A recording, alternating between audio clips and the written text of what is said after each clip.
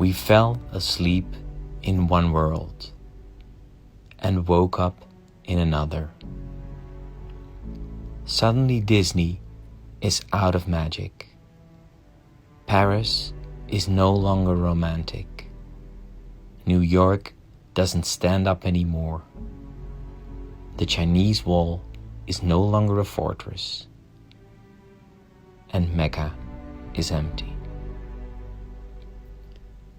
Hugs and kisses suddenly become weapons, and not visiting parents and friends becomes an act of love.